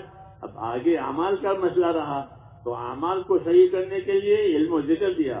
تو اللہ فرماتے ہیں کہ جس نے اپنے آپ کو ایمان کے ساتھ اپنے اعمال کو صحیح کیا، نیک اعمال کیے، تو ایسے بندوں کو دنیا میں جینے کے لیے ہم صاف ستھری زندگی دیں گے. یہ کہہ رہے ہیں وَلَنُحْيِيَنَّهُ حَيَاةً طَيِّبَةً کہ ایسے بندوں کو دنیا میں جینے کے لیے صاف ستھری زندگی دیں گے. تو معلوم ہوا زندگی 2 قسم کی ہے، ایک صاف ستھری اور دوسری میلی آلودہ. صاف ستھری زندگی میں کیا ہوگا کہ صاف ستھری زندگی میں ایک تو دلوں کا یقین صحیح ہوگا. کیا صحیح ہوگا؟ یقین اللہ پر کہ جو کچھ ہوتا ہے اللہ سے ہوتا ہے، اللہ کے غیر سے کچھ نہیں ہوتا. حیات ہو، موت ہو، نفع ہو، نقصان ہو، عزت ہو، ذلت ہو، یہ اللہ سے ہے. پوری کائنات میں کسی کی چلتی نہیں ہے سوائے اللہ کی. زمینوں میں آسمانوں میں صرف اللہ کا حکم ہے اور کسی کا نہیں ہے، اسی کا فیصلہ چلتا ہے. ایک تو دلوں میں یہ یقین آئے گا کہ کرنے والی ذات کس کی ہے؟ اللہ. تو اللہ سے تعلق پیدا ہو گیا یقین کا. جی ہاں. تو پاک زندگی میں ایک تو یقین صحیح ہو جائے گا. دوسرا پاک زندگی میں کیا آئے گا کہ پاک زندگی میں رسول اللہ صلی اللہ علیہ وسلم کے طریقے آئیں گے. کیا آئیں گے؟ پاک زندگی میں رسول صلی اللہ علیہ وسلم کے طریقے آئیں گے. حیاتاً طیبہ، کہ پاک زندگی میں حضور صلی اللہ علیہ وسلم کے طریقے آئیں گے. ہاں، علم و ذکر کا یہ مطلب ہے کہ آدمی مثال کے طور پر صبح گھر سے نکلتے ہو یا کسی وقت میں گھر سے نکلتے ہو، نکلتا ہے آدمی گھروں سے، تو گھر میں سے نکلنے کا کیا طریقہ ہے؟ گھر میں سے نکلنے کا کیا طریقہ ہے؟ کیونکہ ہم کو حکم بھی دیے ہیں، طریقے بھی دیے ہیں. علم و ذکر کا یہ مطلب ہے کہ حکم کیا ہے وہ دیکھو، طریقہ کیا ہے وہ دیکھو، اس کی فضیلت کیا ملے گی وہ سمجھو. اس سے ہوگا دین، نہیں تو رسم رواج عادت. ایک عادت پڑی ہوئی ہے گھر سے چل کہ نہیں، ایسا نہیں ہے کہ گھر سے نکلو کہ اپنے گھر والوں کو سلام کر کے نکلو اگر وہ جاگتے ہیں تو. ہاں، اور بسم اللہ توکلت علی اللہ ولا حول ولا قوت الا باللہ، یہ میں مثال کے طور پر یہ پڑھ کر نکلو. مشکل ہے؟ مشکل ہے؟ کیا پڑھیں گے؟ بسم اللہ توکلت علی اللہ ولا حول ولا قوت الا باللہ، یہ دعا پڑھی اور گھر سے نکلے. یہ سنت ادا ہوئی. اس سنت پر کیا ملے گا؟ فرشتہ یوں کہے گا اس سنت پر کہ ہدیتا و کفیتا و وقیتا، کہ تجھے تو ہدایت ہو گئی. یہ بشارت دے رہا ہے کہ تجھے ہدایت ہو گئی اور تیری حفاظت ہو گئی اور تیرا کام جس کام کے لیے نکلا ہے وہ ہو گیا. کتنی بڑی بات ہے. آدمی کام کے لیے تو گھر جاتا ہے، کیونکہ کورٹ کچہری کام ہوتا ہے، کبھی دوا خانے کا کام ہوتا ہے، کبھی کاروبار کا کام ہوتا ہے. کام کے لیے جاتا ہے سمجھدار آدمی گھر سے. تو کہا کہ تیرا کام ہو گیا جس کام کے لیے تو جا رہا ہے. اس کو فضیلت کہتے ہیں. کیا کہتے ہیں؟ کہ بھی دعا پڑی کہ میرا کام تو ہو گیا، چاہے کورٹ کچہری کا ہو، چاہے بازار کاروبار کا ہو، ہمارا کام ہو جائے گا. کیوں؟ فرشتہ کہہ رہا ہے. فرشتہ کہہ رہا ہے کہ تیرا کام ہو جائے گا. لیکن آج یہ بات ہے نہیں. آج یہ بات ہے نہیں. اس لیے اس دعوت میں علم و ذکر کو اس لیے رکھا ہے کہ یہ باتیں سیکھو اور جس موقع کا جو عمل ہو اس کو اس طریقے سے کرو تاکہ زندگی میں تبدیلی آ جائے. ورنہ تو جہالت کے ساتھ، بے خبری کے ساتھ تو چل ہی رہا ہے سارا کاروبار. ہاں، تو میرے بھائیوں، دعوت اور تبلیغ میں چلنے کا مقصد یہ ہوتا ہے کہ زندگیوں میں تبدیلی آئے. کیا آئے؟ کہ حکم کی رعایت کے ساتھ زندگی گزاریں گے، نبی کریم صلی اللہ علیہ وسلم کے طریقوں کے ساتھ زندگی گزاریں گے، اللہ کے منوں کے ساتھ، اچھے سلوک کے ساتھ زندگی گزاریں گے. یہ مطلب ہے تبدیلی آنے کا. اور اللہ تعالیٰ اس بندے سے کام لے گا جس کی زندگی میں تبدیلی آئی. ہاں، جس کی زندگی میں تبدیلی نہیں آئی اس سے کام نہیں لیں گے. کیونکہ جو پرزہ کام نہیں کرتا اس کو فٹ کرو گے مشین میں؟ نہیں کریں گے. یہ پرزہ فٹنے ہو کیوں؟ یہ کام نہیں کرتا، اس کو نکال دو، دوسرا لاؤ. تو جو پرزہ مشین میں کام نہیں کرتا اس کو نکال دیتے ہیں اور اس کو فٹ کرتے ہیں اس پرزے کو جو کام کرے. ایسے اللہ تعالیٰ کے دین میں بھی ہے میرے دوستوں کہ جو بندہ اپنے عمل سے اپنی ذمہ داری پوری کرے گا اللہ اس سے کام لے گا. اللہ اس سے کام لے گا کہ یہ پرزہ صحیح ہے، یہ اپنا کام کر رہا ہے. صبح کیا کام کرنا ہے، شام کو کیا کام کرنا ہے، رات کو کیا کام کرنا ہے، دن میں کیا، کاروبار میں کیا کیا کیا ہے. یعنی ہر جگہ کیا کیا ذمہ داری اللہ تعالیٰ نے ہم کو ڈالی ہے اس کو سامنے رکھ کر زندگی گزارتا ہے تو پھر اللہ تعالیٰ اس سے کام لیتے ہیں، اپنی مدد اس کے ساتھ کرتے ہیں، اور اپنی مدد ساتھ کر کے پھر اللہ تعالیٰ اس کو اپنے انعام اور اکرام سے نوازتے ہیں۔ یہ ہوتا ہے فائدہ علم و ذکر کا۔ اس لیے زندگی کو میرے دوستوں لانا ہے تاکہ جہالت میں سے نکل جائیں۔ گھروں میں سے نکلنا مقصود نہیں ہے کہ گھر سے نکلے اور دوسرے شہر میں گئے، یہ مقصود نہیں ہے، یہ تو طریقہ یہ کار ہے، لیکن اصل مقصود کیا ہے کہ زندگی جہالت میں سے نکل جائے۔ زندگی جہالت کا اندھیرا ہوتا ہے، وہ زندگی جہالت کے اندھیرے میں سے نکل جائے۔ دوسرا، زندگی اپنی خواہشوں میں سے نکل جائے، کہ زندگی خواہشوں پر نہ رہے، زندگی جہالت پر نہ رہے، بلکہ زندگی علم و ذکر پر رہے کہ اللہ نے اس کام کا یہ حکم دیا ہے، نبی صلی اللہ علیہ وسلم نے اس کام کا یہ طریقہ دیا ہے۔ یہ مطلب ہوتا ہے علم و ذکر کا، اور یہی مقصد ہے اس کام کا کہ مسلمان جو بھی کام کرے وہ اس کام کے علم و ذکر کے ساتھ کرے کہ اس کام میں مجھے خدا نے یہ حکم دیا ہے اور اس کام میں مجھے نبی نے یہ طریقہ بتایا ہے۔ ہم اس کو سیکھنے کے لیے جاتے ہیں، خود سیکھیں گے، دوسروں کو سکھائیں گے، اور جو نہیں سیکھیں گے ان کو دعوت دیں گے، تو اس کی وجہ سے میرے دوستوں وہ زندگی پھیلے گی جو جناب رسول اللہ صلی اللہ علیہ وسلم لے کر آئے۔ اس لیے اپنی زندگیوں کو رسول صلی اللہ علیہ وسلم کے طریقوں پر لانا یہ اصل مقصود ہے۔ کہ اس کا نفع کیا ہوگا؟ کہ اس کا نفع ہوگا کہ زندگی جب رسول صلی اللہ علیہ وسلم کے طریقوں پر آئی تو آدمی نجات پائے گا، کامیاب ہو جائے گا۔ جیسے ایک آدمی سمندر کا سفر کرے اور سمندر کا سفر کشتی میں کرے، تو کشتی میں سفر کرنا یہ سلامتی کا سامان ہے۔ سمندر میں اور پانی میں سفر کرنے کے لیے یہ کشتی، پانی کا جہاز، یہ سلامتی کا سامان ہے۔ ایسے ہی میرے دوستو ہماری زندگی میں رسول صلی اللہ علیہ وسلم کے طریقوں پر اپنی زندگیوں کو لانا یہ گویا کشتی میں سوار ہونا ہے کہ اب زندگی سلامت ہوگی، زندگی میں سلامتی آئے گی، زندگی میں برکت آئے گی۔ تو وہی کہا فَلَنُحْيَنَّهُ حَيَاةً طَيِّبَةً کہ جو لوگ ایمان لائیں گے اور نیک اعمال کریں گے، ہم ایسے بندوں کو دنیا میں زندگی گزارنے کے لیے پاک زندگی دیں گے، صاف ستھری زندگی دیں گے۔ یہ زندگی پریشانیوں سے پاک ہوگی۔ پہلی بات کیسے ہوگی؟ پریشانیوں سے پاک ہوگی، اندر چین ہوگا، دلوں میں پریشانیاں نہیں ہوگی، چین ہوگا۔ دوسرا، یہ زندگی جہالت سے پاک ہوگی، بلکہ یہ زندگی طریقوں والی ہوگی، تو اندر کا چین ہوگا، باہر زندگیوں میں طریقے ملیں گے، آپس میں محبتیں ہوگی۔ کیا ہوگی؟ جب زندگی صحیح طریقے پر آئے گی تو اللہ تعالیٰ دلوں میں محبتیں ڈالیں گے۔ ان الذین آمنوا وعملوا الصالحات سیجعل لهم الرحمن ودا کہ جو لوگ ایمان لائیں گے اور نیک اعمال کا احترام کریں گے، اہتمام کریں گے، ایسے لوگوں کو دنیا میں جینے کے لیے اندرون میں ان میں دل میں محبت ڈالیں گے، ان میں محبت ڈالیں گے، محبتیں ہو گئی۔ ہاں، محبت اللہ کا انعام ہے، اور دشمنیاں جو ہے مصیبت ہے۔ دشمنی ہو گئی، کیا آگ لگ گئی، کوئی خیر باقی نہیں رہے گی، کیوں؟ آگ لگی ہے۔ اور محبتیں ہو گئی، محبتیں ہو گئی، کہ محبت ہو گئی تو زندگی آباد ہو گئی۔ دیکھو، ہم سب چھوٹے چھوٹے تھے تو اپنا کام نہیں کر سکتے تھے، اللہ نے ہمارے ماں باپ کے دلوں میں ہماری محبت ڈال دی۔ ایک ہی کام کیا اللہ نے، وہ کیا کام کیا؟ اسے ماں کے دل میں محبت ڈالی، باپ کے دل میں محبت ڈال دی۔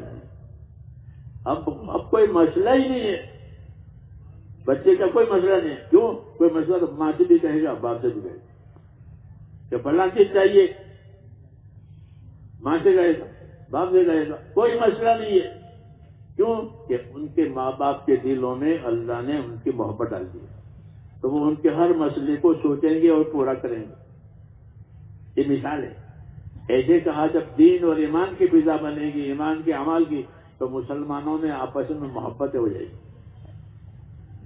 تو یہ سب بھائی ہو جائیں گے۔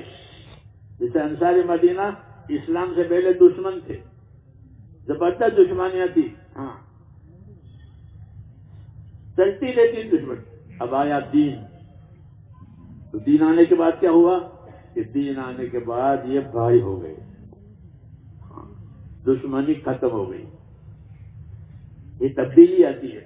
ایسے ہی میرے دوستوں جب ہم دین کا کام کریں گے تو ہماری اپنی زندگیوں میں تبدیلی آئے گی، یعنی محبتیں پیدا ہوگی، محبتیں پیدا ہوگی، اور محبتوں کی وجہ سے بہت سے مسئلے حل ہو جاتے ہیں۔ اللہ نے وعدہ کیا ہے کہ محبتیں دیں گے اور جینے کے لیے صاف ستھری زندگی دیں گے، پاک، پریشانیوں سے پاک، بے برکتی سے پاک، دشمنیوں سے پاک، نافرمانیوں سے پاک، ایسی زندگی جینے کے لیے دیں گے۔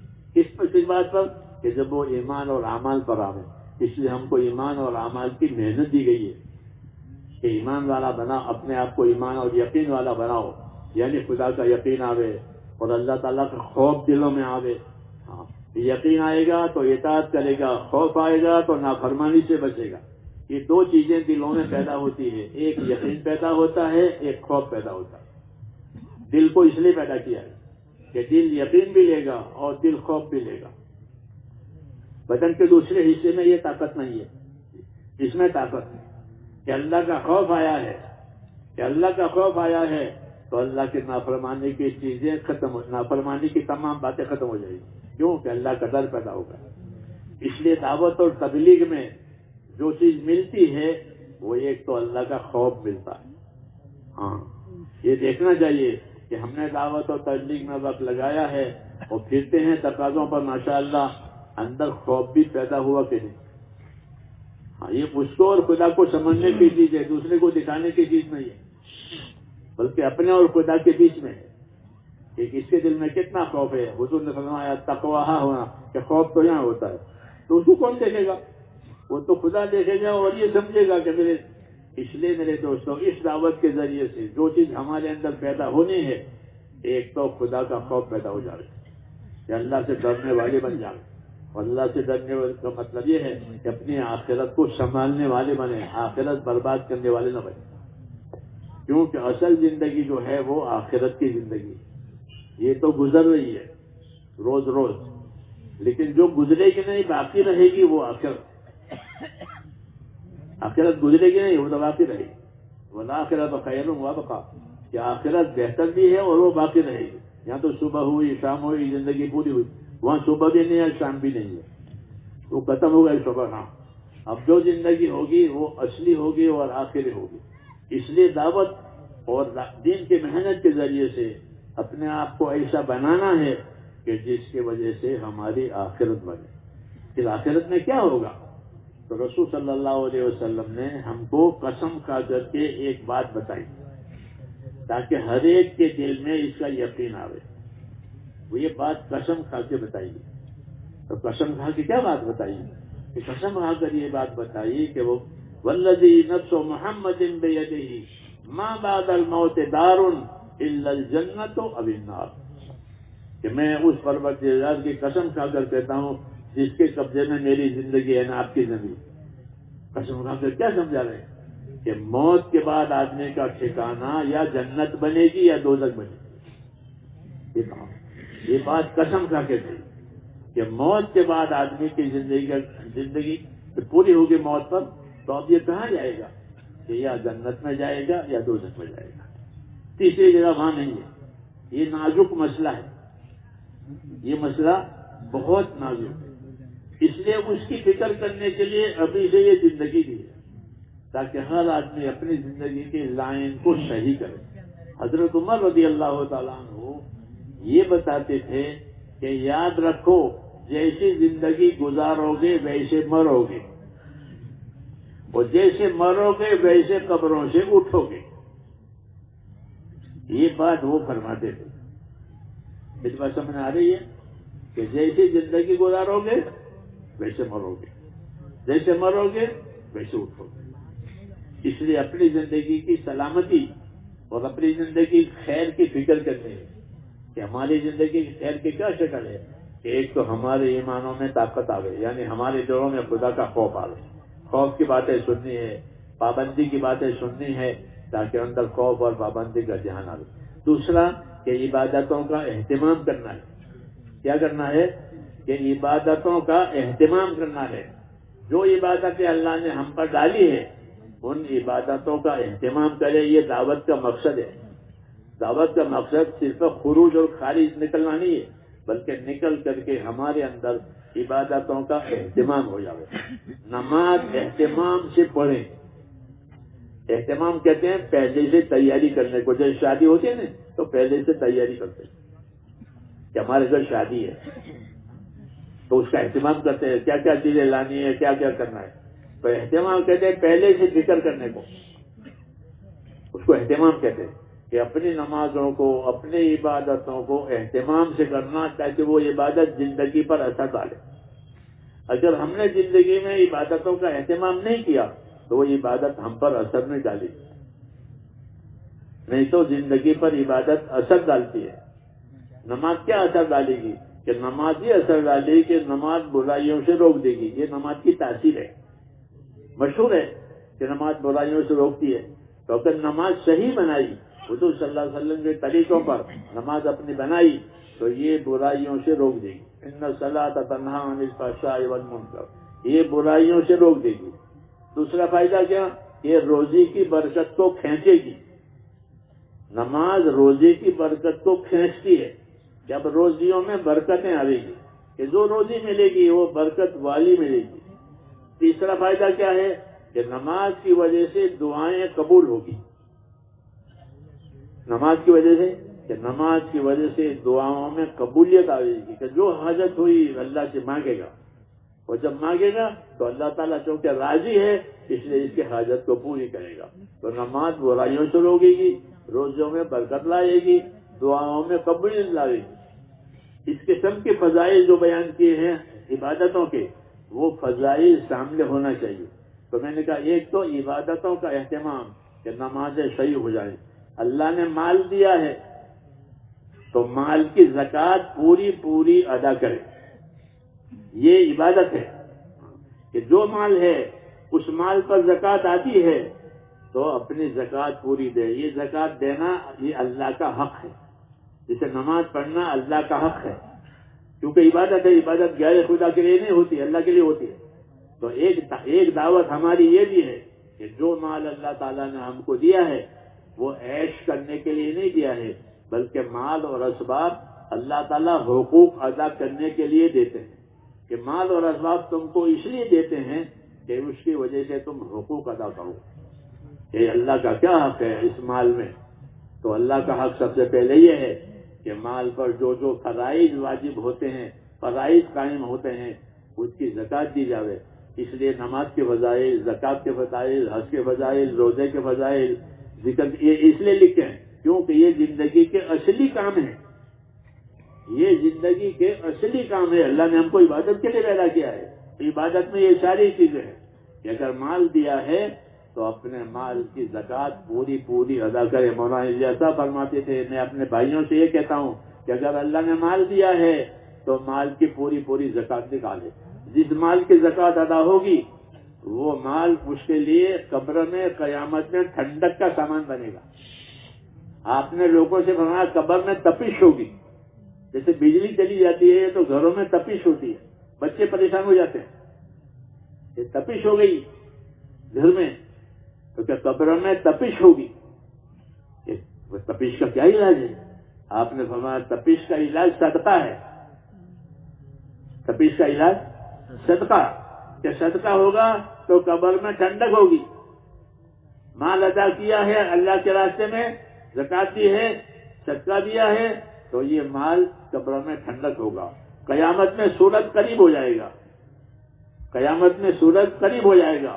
ہاں، لوگوں کے پسینے بہیں گے تو ٹھنڈک کہاں سے ملے گی؟ تو آپ نے فرمایا قیامت کے میدان میں ہر آدمی اپنے صدقے کے سائے میں ہوگا. جیسے بارش میں آپ چھتری لے کر جاتے ہیں نا، ہاں، اپنی چھتری کے نیچے، دھوپ میں گرمی میں اپنی چھتری کے نیچے. تو ایسے ہی قیامت میں ہر آدمی کہ وہ اپنے اپنے صدقے کے سائے میں ہوگا.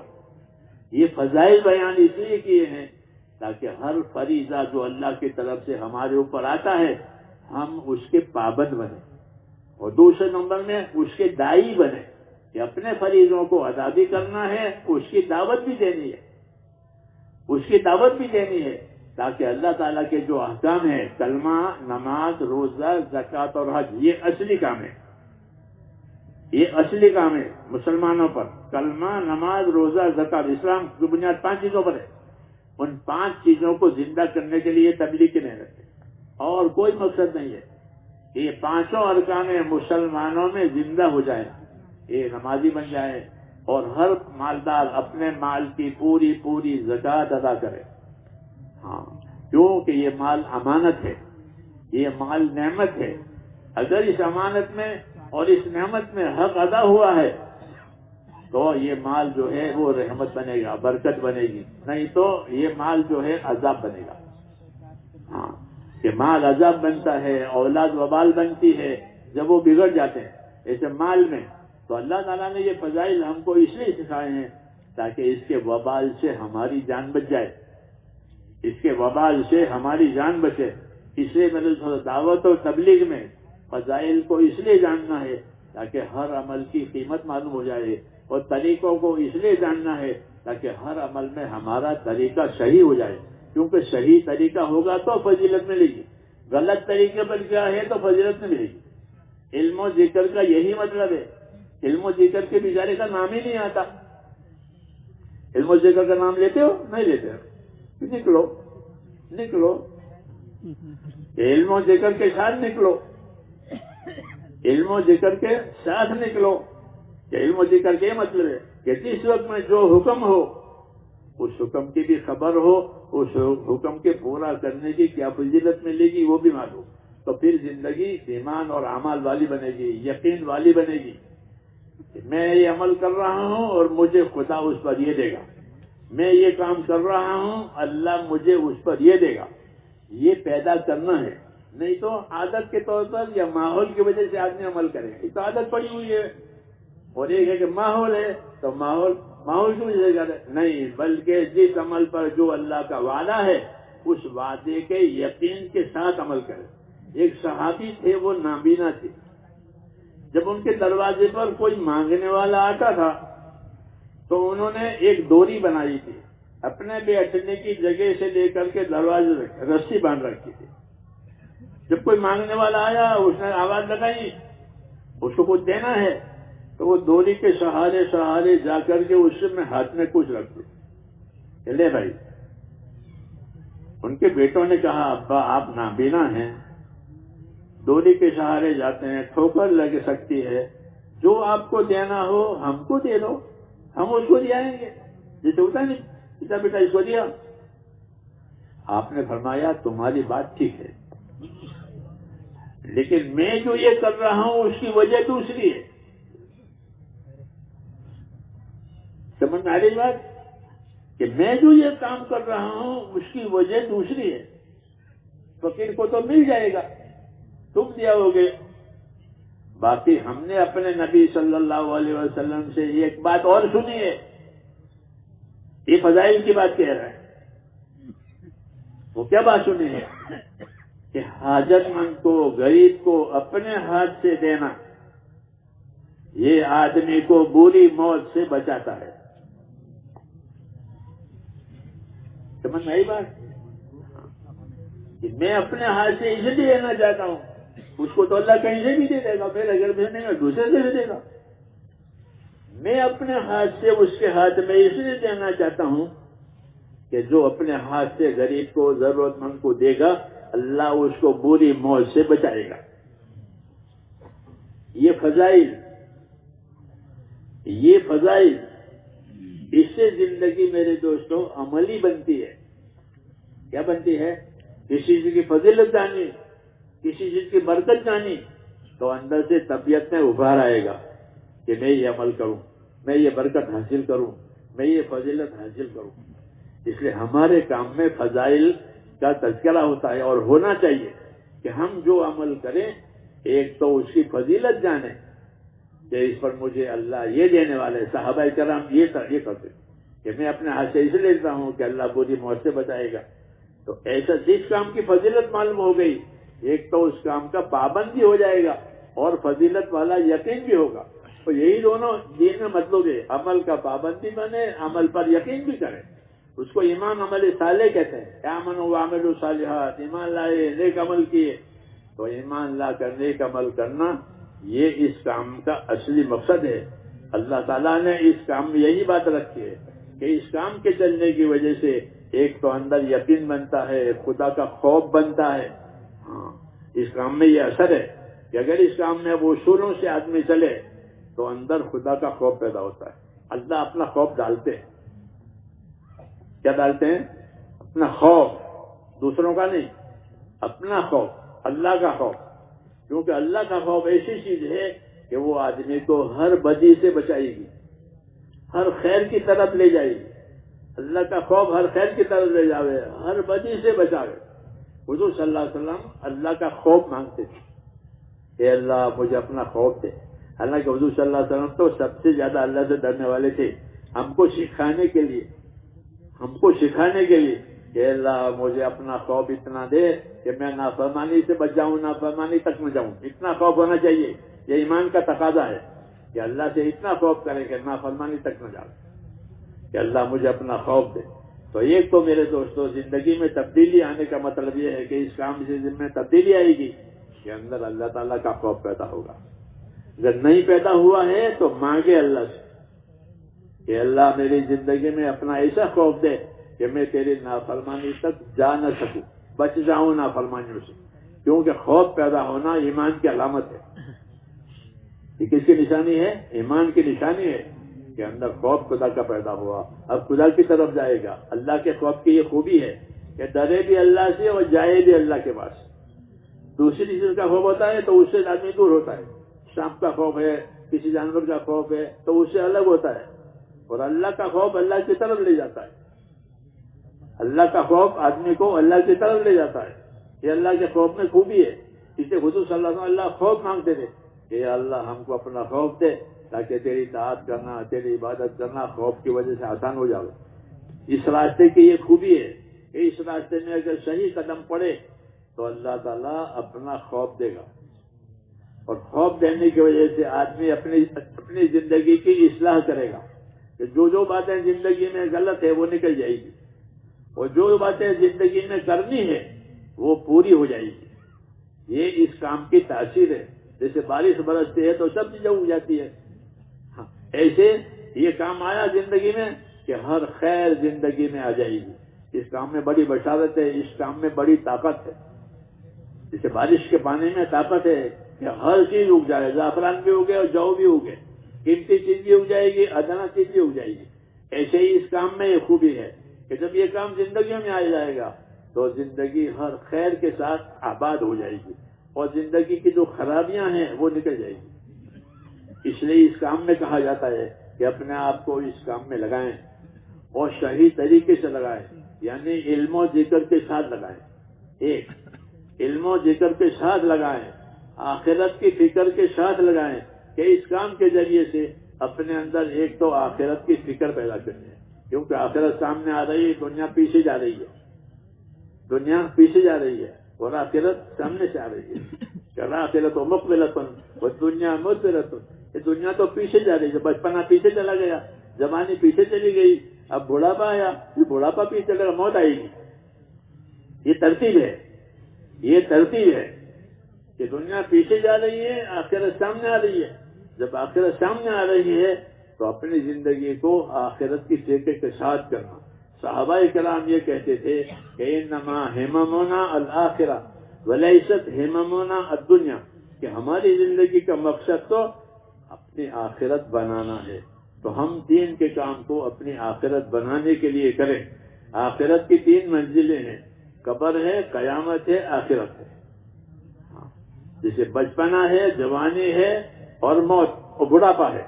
زندگی کے 3 حصے ہیں نا، بچپنا ہوا، جوانی ہوئی، موت ہوئی، اس پر زندگی ختم ہو جائے گی. ایسے ہی آخرت کی 3 منزلیں ہیں کہ آدمی کی قبر ہے، قیامت ہے، پھر آخرت ہے. تینوں منزلوں میں کامیاب ہونا ضروری ہے. قبر میں کامیابی آوے، حضور نے فرمایا آدمی کی قبر یا تو جنت کا باغ بنے گا یا دوزخ کا گھوڑا بنے گا. ہاں، پھر قیامت اس سے زیادہ سخت ہے اور آخرت اس سے زیادہ سخت ہے. اور اگر قبر رحمت ہو گئی تو قیامت بھی رحمت ہو جائے گی. اور آخرت کہ آخرت تو ہمیشہ کی رحمت ہو جائے گی۔ رسول صلی اللہ علیہ وسلم میرے دوستوں جو دین لے کر آئے ہیں وہ اس لیے آئے ہیں کہ دنیا کی زندگی کہ وہ حکموں والی بنے، حکموں کی فضیلتیں حاصل ہو جائیں، حکموں کی برکتیں حاصل ہو جائیں، اور قبر میں جائے تو قبر بھی ٹھنڈی، اور قیامت آئے تو قیامت بھی آسان، قیامت بھی آسان اور آخرت بھی آسان۔ اس لیے آپ صلی اللہ علیہ وسلم فرماتے تھے کہ میں تمہارے پاس دنیا اور آخرت کی خیر لے کر کے آیا ہوں، میں تمہارے پاس دنیا اور آخرت کی خیر لے کر آیا ہوں، میری بات کو قبول کر لو سلامت رہو گے۔ اس لیے ہم کو یہ چیزیں دی ہیں، ان چیز کا تقاضا یہ ہے کہ اپنی جان کو، اپنے مال کو، اپنی چیزوں کو اللہ کی امانت سمجھے، اپنی نہیں ہے، یہ اللہ کی امانتیں ہیں، یہ نعمتیں بھی ہیں، امانتیں بھی ہیں۔ یہ امانت کے طور پر ہم کو اس لیے دی گئی ہے کہ ہمارے اوپر کچھ حقوق ہیں، یہ دنیا حقوق ادا کرنے کی جگہ ہے، آخرت بدلہ پانے کی جگہ ہے، یہ ہماری ترتیب ہے، یہ حقوق ادا کرنے کی جگہ ہے اور آخرت بدلہ پانے کی جگہ ہے۔ اس لیے اس دنیا میں حقوق ادا کرنے ہیں۔ سب سے پہلے اللہ کا حق ہے، اللہ اول ہے سب سے پہلے، اس کا حق بھی سب سے پہلے۔ کہ اللہ کا کیا حق ہے؟ کہ اللہ کا حق یہ ہے کہ اسی کی عبادت کی جائے گی، اس کے ساتھ کسی کو شریک نہیں کیا جائے گا۔ تو ایک تو زندگی کی ذمہ داری یہ ہے، اللہ نے ایمان دیا ہے کہ اللہ کی عبادتیں ہماری صحیح ہو جائے، رسول صلی اللہ علیہ وسلم کے طریقوں پر عمل کرنے والی اور سنت پر چلنے والی ہماری زندگی ہو جائے، کیونکہ کوئی عبادت اس وقت قبول ہوتی ہے جب وہ نبی صلی اللہ علیہ وسلم کے طریقوں پر ہو۔ اس لیے ہم کو طریقوں کا علم دیا ہے تاکہ ان طریقوں پر ہماری ہر عبادت گزرے، نماز ہو، روزہ ہو، زکوٰۃ ہو، حج ہو، جو بھی ہو۔ اس لیے اس کو سیکھنے کی ضرورت ہے۔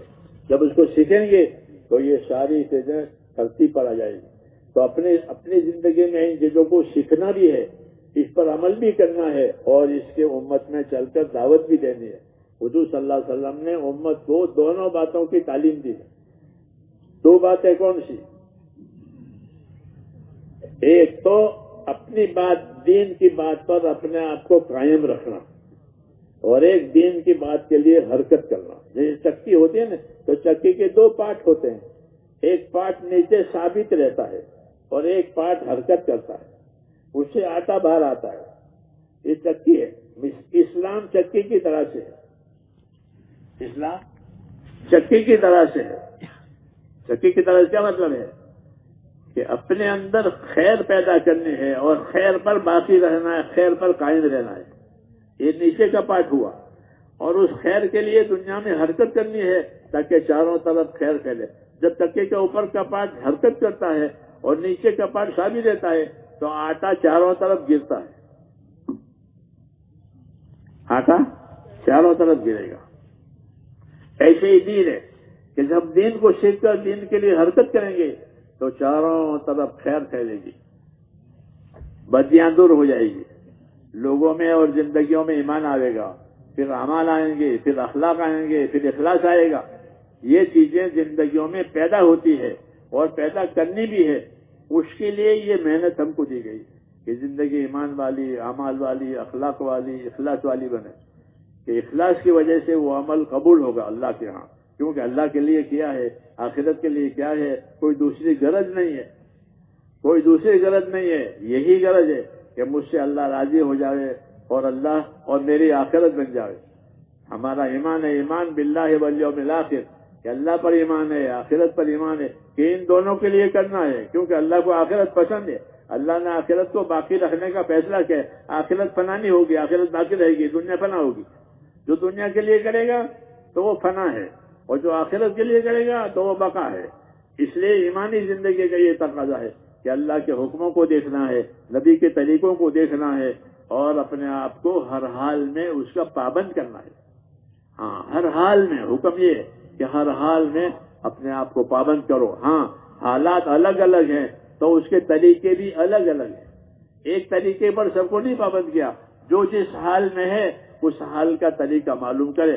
جیسے کوئی تندرست ہے تو کھڑے ہو کے نماز پڑھے گا، اور معذور ہے تو بیٹھ کے نماز پڑھے گا، اور معذور ہے تو اشارے سے نماز پڑھے گا۔ حکم بدلتے رہتے ہیں، طریقے بدلتے رہے تاکہ مشکل نہ پڑے، ہر ایک کو عمل کرنے کا طریقہ معلوم ہو جائے کہ بھائی میں تو کھڑا نہیں ہو سکا، بیٹھ جاؤ۔ عمران ابن حسین بیمار رہتے، صحابی ہے، پرانے صحابی ہے عمران ابن حسین، اکثر وہ بیمار رہتے تھے تو وہ بیمار کے مسائل پوچھتے رہتے تھے کہ اب کیسا کروں، اب کیسا کروں، اب کیسا کروں. اس کو علم و ذکر کہتے ہیں کہ پوچھ کر صحیح عمل کرو. یہی علم و ذکر کا مطلب ہے. پوچھو گے نہیں تو صحیح بات معلوم ہی نہیں ہوگی، پھر غلط کرو گے. تو وہ پوچھتے رہتے تھے کہ پوچھنے سے علم و ذکر زندہ ہوتا ہے. پوچھنے سے علم و ذکر زندہ ہوتا ہے. بتانے والے ملتے ہیں. دنیا میں رواج ہے، آپ پوچھو کہ پوسٹ آفس کہاں ہے تو جو جانتا ہے فوراً بتاوے گا. رواج ہے دنیا کہ یہ پوسٹ آفس ہے، یہ ریلوے اسٹیشن ہے. بتانے والے ملیں گے.